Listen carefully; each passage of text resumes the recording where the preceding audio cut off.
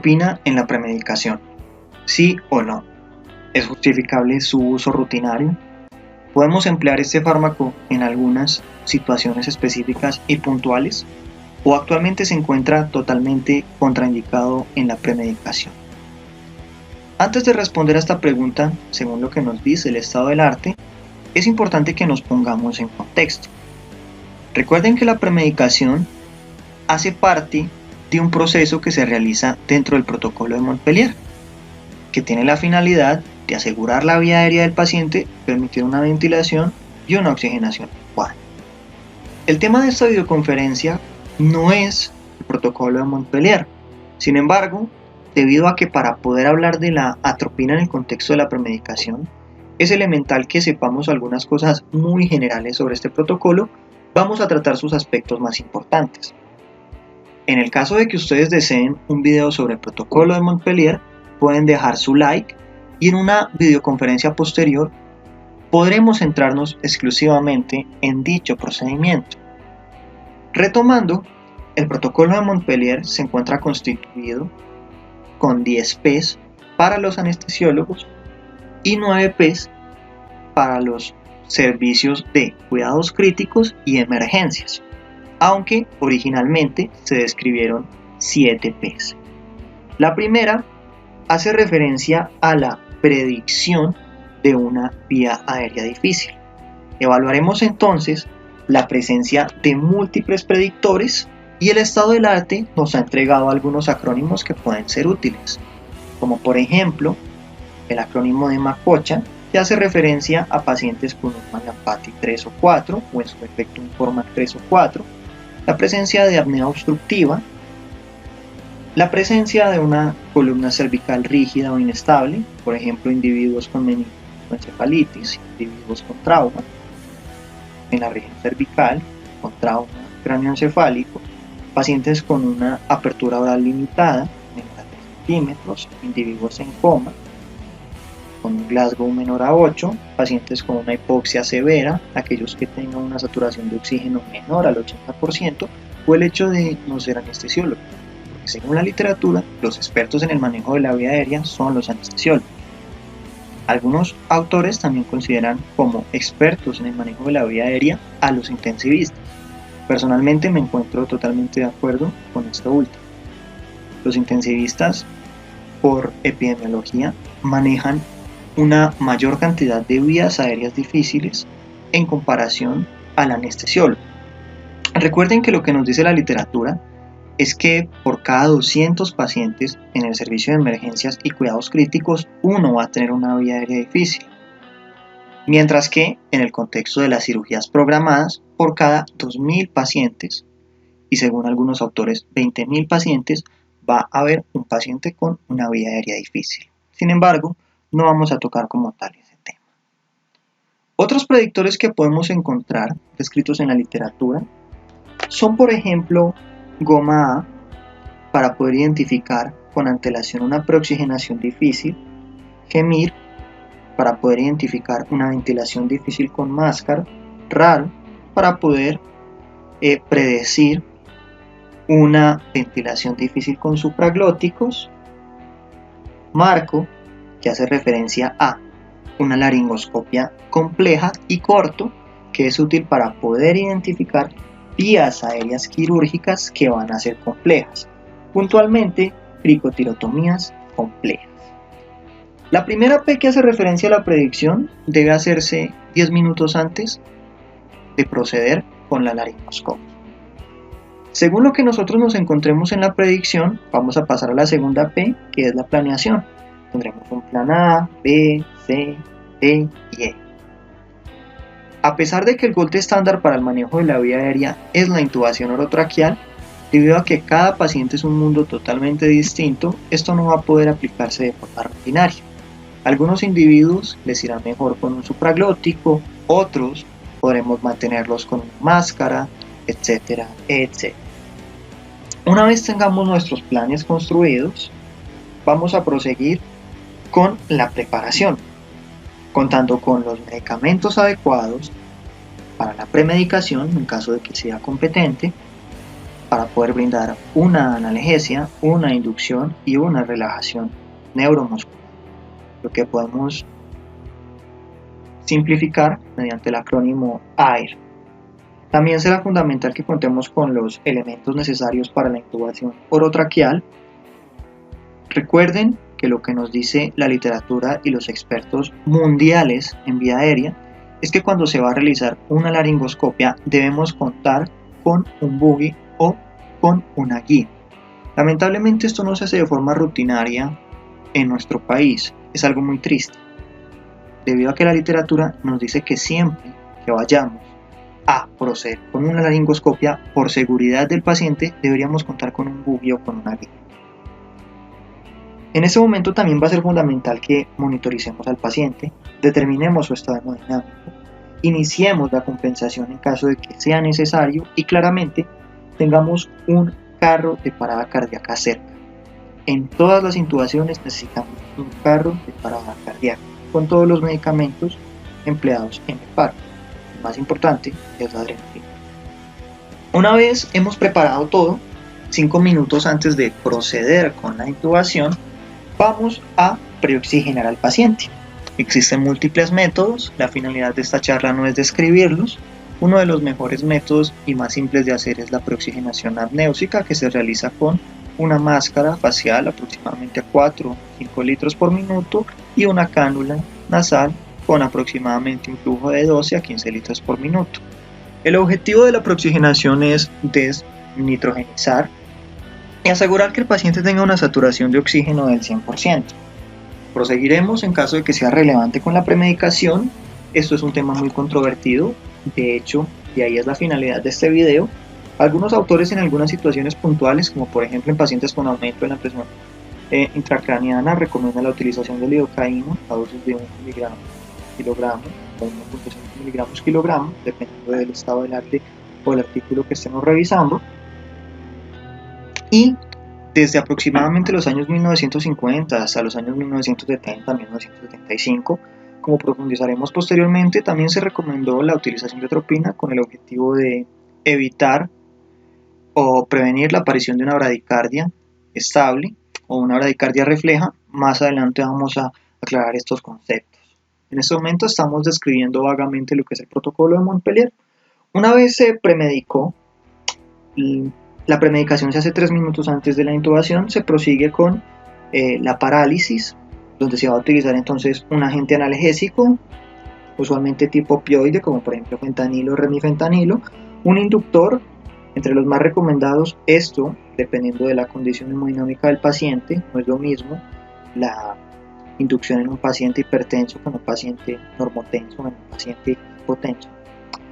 Vamos a tener algunos agentes farmacológicos como propofol, etomidato, ketamina, tiopental y midazolam. Este último, el agente claramente más deleterio y que se asocia con una mayor tasa de complicaciones. De hecho, lo que dice la literatura es que no debería emplearse, es una mala práctica que es muy común en nuestro país también. Y por último nos encontramos la utilización de agentes relajantes neuromusculares que pueden ser despolarizantes o no despolarizantes. Despolarizantes como por ejemplo la succinilcolina, que es el mismo suxametón, lo que difiere es la presentación a pesar de que como tal el principio activo y la molécula es igual, o el rocuronio, que ya vendría a ser un relajante neuromuscular no despolarizante al igual que el becura. El único despolarizante que tenemos en el mercado es la succinilcolina. Una vez se paralizó, se procede con la protección de la vía aérea. La única maniobra que protege la vía aérea es el CELIC. Sin embargo, en este momento, a pesar de que no protege la vía aérea, también se podría utilizar la maniobra BUR, Back Up Right Pressure, con el objetivo de facilitar una visualización. Una vez hacemos esto, que es luego de unos 20 segundos que se realizó adecuadamente la parálisis y se llegó a un plano de intubación adecuado, al plano de intubación perfecta, se pasa el tubo orotraqueal, idealmente a más tardar en el minuto, e idealmente solo 2 intentos antes de pasar a una técnica o a un dispositivo alternativo según los estudios de Mort. Y una vez se pasó el tubo, ya se realizan todos los cuidados post intubación, como por ejemplo inflar el neumotaponador, entre otros. Como habíamos mencionado, a lo largo de la historia, desde 1950 puntualmente hasta 1970, 1975, fue muy común que se utilizara la atropina de forma rutinaria. Sin embargo, es fundamental que ustedes tengan claro que cuando nosotros estamos realizando la intubación y estamos realizando la laringoscopia, estamos generando una bradicardia que es refleja y que es secundaria, como pueden apreciar en la pantalla, a una estimulación vagal. Y esa estimulación vagal es resultado o es fruto de ¿qué? Es fruto de la hipoxia a la cual estamos exponiendo al paciente y a la estimulación laringea. Dicha estimulación va a llevar a que se produzca una bradicardia. Sin embargo, es una bradicardia estable. Se acompaña de cierto grado de vasoconstricción y esta vasoconstricción permite la redistribución de flujo hacia órganos vitales. Por ende, logra mantener la precarga y también logra mantener una adecuada funcionalidad en el individuo sin poner en peligro su vida. Debido a que es una bradicardia refleja, inmediatamente nosotros quitemos el estímulo que lo está causando. Por ejemplo, pausemos la laringoscopia y aseguramos una adecuada reoxigenación, esta va a desaparecer. Por otro lado, tenemos otro tipo de bradicardias que vendrían a ser las bradicardias inestables, las cuales se acompañan de vasodilatación y suelen ser secundaria a algunos medicamentos que se utilizan dentro de la secuencia de inducción rápida, sobre todo analgésicos, más adelante describiremos qué otros agentes, o también algunas patologías. Entre las más importantes encontramos, por ejemplo, un shock hipovolémico tardío, un shock séptico, sobre todo en la fase hipodinámica, entre otras. Debido a la presencia de esta bradicardia refleja, algunos autores han empleado, y algunos individuos dentro de los servicios de salud, han empleado durante años la atropina previa a la intubación, con el objetivo, evidentemente, de disminuir la incidencia general de bradicardias estables durante las intubaciones en el servicio de emergencias, en los grados críticos o en la anestesia de rutina. Sin embargo, ¿qué nos dicen los estudios clínicos actualmente? En este momento, la literatura relacionada con este tema y los estudios clínicos llevados a cabo en los cuidados críticos muestran que la atropina no previene todos los episodios de bradicardia y segundo, y esto es lo más importante de todo, no afecta como tal la vasodilatación, lo cual ha llevado a que la atropina cada vez más empiece a caer más en desuso de forma rutinaria y se utilice solamente en algunas situaciones muy puntuales y como veremos más adelante se utiliza sin una evidencia adecuada. ¿Qué nos dice entonces el estado del arte? El estado del arte nos dice lo siguiente: existe evidencia insuficiente para apoyar una recomendación para el uso indiscriminado de atropina. Es cierto, en algunas situaciones se podría emplear, sobre todo cuando son bradicardias sostenidas o son bradicardias inestables, sobre todo en las bradicardias sostenidas debido a que esta permite que se establezca un circuito de retroalimentación negativo, de hipoxigenación y de hipoperfusión cardíaca que puede tener unos efectos devastadores en el paciente. Sin embargo, debería ser un fármaco que no se utilice en todas las situaciones y debería ser un fármaco que no se utilice de forma rutinaria, como se hace en este momento. Casi no se utiliza la atropina en nuestro contexto contemporáneo y actual. Como habíamos mencionado, en algunas situaciones podría considerarse el uso de este fármaco, como por ejemplo pacientes en shock séptico, pacientes en fases tardías de un shock hipovolémico, algunos pacientes recién nacidos, algunos pacientes pediátricos con un aumento en la presión intracraniana, sobre todo cuando se está utilizando succemetonio, debido a que el succemetonio o la succinilcolina se ha vinculado, según la evidencia, con bradicardias severas que pueden incluso llegar a asistolia. Así que cuando se utiliza este relajante neuromuscular despolarizante, sí es justificable que se utilice la atropina para asegurar una mayor seguridad en el paciente. Como habíamos mencionado con antelación, la mayoría de las bradicardias que ocurren durante la intubación son bradicardias benignas, son bradicardias estables, bradicardias que pueden ser corregidas con una pausa en la laringoscopia y con una reoxigenación. Son secundarias a un reflejo vagal que se activa por hipoxia y por la laringoscopia. Por otro lado, tenemos las bradicardias inestables, las cuales son potencialmente letales, son progresivas y no van a ser corregidas con las maniobras previamente enunciadas. Acá nos vamos a encontrar entonces ante una bradicardia inestable que va a requerir otro tipo de fármacos, como por ejemplo la epinefrina. Aquí es interesante mencionar una mnemotecnia que se ha utilizado sobre todo en el contexto de los bloqueos inestables y es el acrónimo MADE. Y este acrónimo hace referencia a marcapasos, atropina, dopamina, dependiendo si QRS de este bloqueo es angosto o corto, y por último la epinefrina.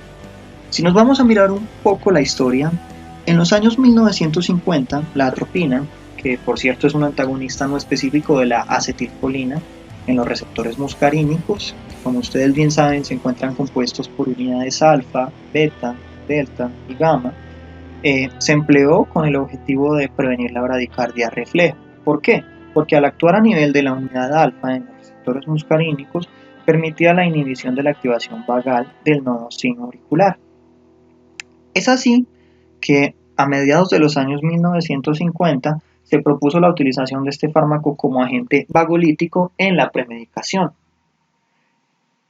Sin embargo, a medida que empezó a progresar los descubrimientos y empezaron a abandonarse algunos agentes que tienen algún efecto cardiotóxico, como por ejemplo la succinilcolina, y empezaron a aparecer nuevos relajantes neuromusculares no despolarizantes como el rocuronio o el becuronio, que se asocian con una menor tasa de cardiotoxicidad. Empezó a surgir entonces una nueva ola de recomendaciones, las cuales consistían en no emplear como tal la atropina dentro de la premedicación. De igual forma, también empezaron a entrar en desuso otros agentes que se utilizaban como inhalantes dentro de la anestesia, como por ejemplo el alotano, que es bien sabido que es un agente inhalante muy potente, tiene un MAC muy pequeño, de aproximadamente 0.7 o 0.8, lo cual hacía que este agente fuera extremadamente potente. Sin embargo, como hemos enunciado, estos medicamentos con los cuales se contaba en la década de los 50 eran fármacos que tenían cierto nivel relativo de cardiotoxicidad que se asociaba con una mayor tasa de bradicardias y por ende una mayor tasa de complicaciones, debido a que estas bradicardias se comportaban como bradicardias inestables o bradicardias en las cuales había una vasodilatación. Es así que a medida que empezó a ocurrir esa transición entre medicamentos cardiotóxicos a menos tóxicos, como por ejemplo el cevolfloran o como por ejemplo los relajantes musculares no despolarizantes, rocuronio, pecuronio, se empezó a cuestionar la utilidad del atropina, y de hecho hoy en día se ha abandonado casi por completo la utilización de este antagonista no específico de la acetilcolina en los receptores muscarínicos. Casi por completo se ha abandonado dentro de la premedicación pediátrica de rutina. El uso de la atropina en este contexto tenía como tal la finalidad de prevenir la aparición de bradicardias inestables asociadas con estos medicamentos. Por eso es que aparece este signo rojo que los prohíbe. ¿Por qué los prohíbe? Pues realmente no es porque esté mal usarlos, sino que aparece ese signo de prohibido es por el hecho de que se asociaban con una mayor tasa de bradicardias inestables. Sin embargo, aparecieron nuevos agentes, entonces la atropina empezó a caer en desuso. Tanto que en la actualidad prácticamente ha quedado vetada dentro de la premedicación de rutina. Como hemos enunciado en varias ocasiones, la bradicardia en este contexto es una bradicardia refleja. Las bradicardias estables que son secundarias a la hipoxia y que son secundarias a la laringoscopia. Regresando a los cuidados críticos, es muy interesante que nosotros veamos que lamentablemente la evidencia difiere mucho entre el paciente pediátrico y el paciente adulto. En los niños tenemos estudios limitados, estudios en los cuales se desconoce la frecuencia de mortalidad y de factores asociados. Sin embargo, si nosotros hacemos una comparación con los adultos, vemos que tenemos estudios en unidades de cuidados intensivos que afirman, como por ejemplo lo que publica Jones en su artículo Bradycardia During Critical Care Intubation Mechanism, Significance and Atropine, publicado en el año 2011 en la revista Archives of Disease in Childhood. Existe una mortalidad del 3% en el paciente adulto asociado con bradicardia, pero esta bradicardia como tal se asocia para poder generar una tasa de mortalidad con vasodilatación y con hipotensión, siendo esto pues un factor elemental. Debido a los baches dentro de la evidencia, es que en los últimos años, a pesar de que de forma rutinaria ya no se utiliza la atropina, lo que ha llevado el estado del arte es a que algunos individuos recomienden, o algunos autores recomienden la utilización de la atropina, como pueden apreciar, sin evidencia o con evidencia muy pobre en algunos pacientes con unas situaciones muy puntuales, como las que hemos venido enunciando: shock séptico, fase tardía de choque hipovolémico, recién nacidos, pacientes con un aumento de la presión intracraneana, pediátricos, estamos hablando, haciendo referencia al paciente pediátrico, cuando vamos a utilizar la succinilcolina. De hecho, algunos autores proponen la utilización de atropina en todos los pacientes pediátricos cuando se va a utilizar la succinilcolina, por lo que habíamos mencionado previamente. La succinilcolina claramente, según el estado del arte, se asocia con bradicardias severas que pueden progresar incluso hasta la asistolia. No obstante, siempre recuerden esto: la bradicardia del paciente pediátrico es una bradicardia refleja por la hipoxia y por la laringoscopia. Si se llevan esto de esta charla, creo que la misión ha sido completada, porque es lo más esencial. Bueno, como hemos dicho, existen dos fuentes para generar la bradicardia refleja en estos pacientes. La primera ocurre cuando el cuerpo aórtico siente una disminución del oxígeno y transmite al bulbo raquídeo a través de una rama aferente del vago dicha información. Ulteriormente se envía una rama deferente para disminuir la frecuencia cardíaca mediante la secreción de acetilcolina en los receptores muscarínicos del nodo sinoauricular o sinoatrial, produciendo entonces una bradicardia compensada por vasoconstricción selectiva que permite la redistribución del flujo hacia órganos vitales, por ejemplo el cerebro, entre otros. Por otro lado, nos encontramos con la bradicardia que va a ser mediada por la laringoscopia, en la cual como tal la manipulación de la laringofaringe va a generar la estimulación vagal que va a terminar por desencadenar una bradicardia. Esta manipulación entonces puede desencadenarse en las laringoscopias, puede desencadenarse en las broncoscopias, en las inserciones de catéter gástricos o durante la esófago gastroduodenoscopia. A medida que nosotros empecemos a realizar más intentos y empecemos a generar una mayor manipulación, pues claramente va a ser mayor la activación de los nervios vagales y por ende el vigor del reflejo va a ser mucho más marcado, desencadenando una bradicardia más severa. Sin embargo, tiene la potestad de que son bradicardias muy agradecidas en el sentido de que van a responder a una pausa en la laringoscopia y a una reoxigenación. Es muy interesante que nosotros hablemos un poco acerca de la parte evolutiva y es fascinante ver cómo lo que nos dice el estado del arte es que la bradicardia refleja muy probablemente se desarrolló inicialmente como un mecanismo de supervivencia en los primeros organismos acuáticos que necesitaban en determinados momentos, cuando se desplazaban, someterse a corrientes de agua hipoxigenada. Entonces, con el objetivo de asegurar su supervivencia, desarrollaban una bradicardia que disminuía el consumo de oxígeno y aseguraba el flujo hacia órganos vitales, cuando los animalitos, los peces, estaban pasando por corrientes de agua hipoxigenada. Posteriormente, en la evolución, esta misma bradicardia protegería a los peces de la privación de oxígeno durante el colapso temporal de sus branquias durante las exploraciones terrestres. Es muy interesante ver cómo en la actualidad este reflejo se conserva en cangrejos, en truchas, en carpas, anfibios, ranas, tortugas, patos, elefantes marinos e incluso en armadillos, según algunos estudios experimentales. Es fascinante apreciar cómo en cosas tan minúsculas podemos apreciar o podemos ver claramente la participación de la evolución, y a pesar de ello, a pesar de todas las señales, hay individuos que siguen debido a su fanatismo rechazando la teoría de la evolución, pero pues realmente dichas percepciones están basadas en, como habíamos dicho, fanatismo e ignorancia. En algunos mamíferos, como por ejemplo los osos, aún se puede encontrar la presencia de esta bradicardia refleja con el objetivo de adaptar las necesidades circulatorias y metabólicas durante la etapa eutérmica temprana de la hibernación. De igual forma también lo podemos encontrar en los niños humanos y en los adultos, probablemente como un vestigio evolutivo, así como también tenemos otros vestigios evolutivos, como por ejemplo el apéndice, entre otros. Antes del nacimiento y durante los primeros 3 a 6 meses de vida, los humanos poseen fisiológicamente un desequilibrio autónomo debido a una densa inervación vagal del nervio auricular y a una inervación simpática de los ventrículos y los haces de conducción. Esta situación es muy importante debido a que permite al feto defenderse contra la hipooxigenación que se va a generar secundaria a la hipoperfusión placentaria que ocurre cuando empiezan a aparecer las contracciones durante el parto.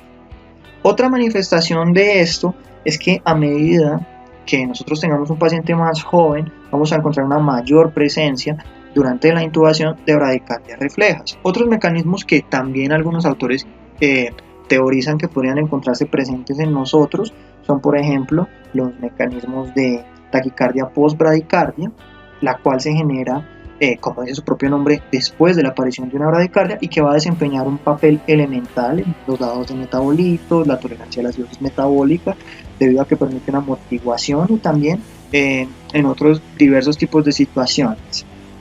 Como tal, estos mecanismos adaptativos pueden verse influenciados ante la presencia de algunas patologías como el choque séptico o el choque hipovolémico, y también van a poderse ver influenciados ante la administración o la utilización de algunos medicamentos que se emplean en la inducción, como por ejemplo lo es el propofol, que se ha asociado con hasta un 12% de bradicardias cuando se utiliza, o también otros agentes tipo opioides como por ejemplo el fentanil o el remifentanil. Es importante entonces que nosotros hablemos sobre las drogas que utilizamos en la secuencia de inducción rápida y la bradicardia. Entonces es bien sabido que los medicamentos que se utilizan como inductores, como por ejemplo el propofol, el tiopental, la ketamina, el etomidato, pueden alterar el equilibrio autónomo. No todos lo hacen. Por ejemplo, el etomidato, según la literatura, no lo afecta, aunque algunos autores hablan de que podría vincularse en algunos individuos con un aumento en la frecuencia cardíaca de aproximadamente unos 10 latidos por minuto. Entonces, esta alteración en el equilibrio autónomo va a generar algunos efectos directos sobre el corazón. Otro ejemplo muy importante es el de la succinilcolina. La succinilcolina como tal se asocia a bradicardias muy severas y también a la aparición de asistolias. Entonces, lo más importante que tienen que saber es que la diferencia entre las bradicardias inducidas por fármacos y la bradicardia refleja es que la bradicardia refleja permite un mantenimiento de la precarga. ¿Por qué? Porque genera vasoconstricción y permite preservar el llenado ventricular. Las bradicardias inducidas por fármacos no, pueden generar vasodilatación. Entonces tenemos varios medicamentos de los cuales es importante hablar. Por ejemplo, ya pasando y no mencionando más a la succinilcolina y su relación con la sistolia, tenemos por ejemplo otros agentes como el propofol, que pueden generar bradicardia en el 12% de los niños menores de 4 años, otros agentes antes de acción rápida similares a la morfina como el fentanil, el remifentanil, que pueden inducir bradicardia. Otros agentes que son importantes que destaquemos debido a que los encontré en esta revisión del estado del arte son por ejemplo el tiopental, que el tiopental como tal no tiene un efecto sobre la frecuencia cardíaca, sin embargo teóricamente, al igual que el propofol, posee propiedades inotrópicas negativas, la ketamina, que podría asociarse con reducciones a nivel de la contractilidad, y el etomidato, que si bien no genera efectos negativos sobre la frecuencia cardíaca, algunos autores y algunos estudios han demostrado que puede aumentar la misma en niños aproximadamente unos 10 latidos por minuto. Entonces acá nosotros tenemos que preguntarnos qué es la bradicardia en el paciente pediátrico y qué es la bradicardia en el contexto de la intubación. Como tal, no existe un consenso sobre la definición de bradicardia previa a la intubación. Acá tenemos un ejemplo muy interesante. Un buen ejemplo sería, por ejemplo, un niño enfermo con un choque séptico, tiene una frecuencia cardíaca de 200 latidos por minuto, claramente una taquicardia, el cual experimenta de forma súbita una disminución de la frecuencia cardíaca a 100 latidos por minuto. Esta frecuencia cardíaca en teoría sería normal. No obstante, el niño pasó de tener 200 latidos por minuto a tener 100 latidos por minuto, así que teóricamente este niño también estaría en una bradicardia durante la intubación. En este sentido, se han propuesto muchas definiciones. Algunas definiciones nos hablan, por ejemplo, debería considerarse una bradicardia cuando se encuentra una reducción menor de 60 latidos por minuto, cuando nos encontramos con una reducción del 20 al 25% de la frecuencia cardíaca basal, que me parece una definición como tal muy acertada, y otros autores que nos hablan de que nos encontramos con una bradicardia cuando ocurre una disminución de la frecuencia cardíaca de aproximadamente unas 2 desviaciones estándar. Es importante que nosotros también nos realicemos la siguiente pregunta. ¿Es la atropina un fármaco seguro Para ello, vale la pena que mencionemos los hallazgos de Amitai y sus colaboradores, publicados en la revista JAMA en el año 1992, muy interesantes. Este grupo de autores evidenciaron y publicaron que durante la Primera Guerra del Golfo, en al menos 240 niños en Israel que sufrieron intoxicación por organofosforados y que aparte tuvieron la infortuna de que fueron expuestos a dosis para adultos de atropina como parte del protocolo para el manejo de su toxidrome, no sufrieron ningún tipo de muerte. O sea, tenemos 240 niños que recibieron la dosis de adultos de la atropina como parte del manejo de su intoxicación por organofosforados y ninguno de ellos murió por culpa de este medicamento. Es importante que acá mencionemos y hagamos un paréntesis. Dentro del manejo de la intoxicación por organofosforados se utiliza la atropina y también su antídoto específico, que es la pralidoxina. Bueno, retomando. Por ese lado tenemos los hallazgos de estos autores en 240 niños, es una población siempre importante.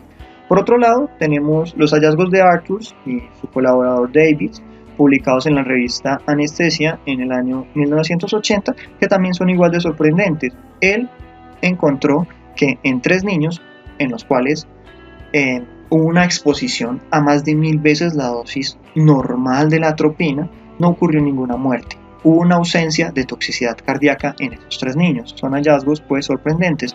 También es útil evidenciar lo que nos comenta Jones, y Jones nos comenta que el síndrome anticolinérgico central ocurre con mayor frecuencia en los adultos, no tanto en los niños. Y solamente por mencionar, este síndrome suele acompañarse de letargo, comportamiento excitador, alucinaciones, coma y una actividad proconvulsiva.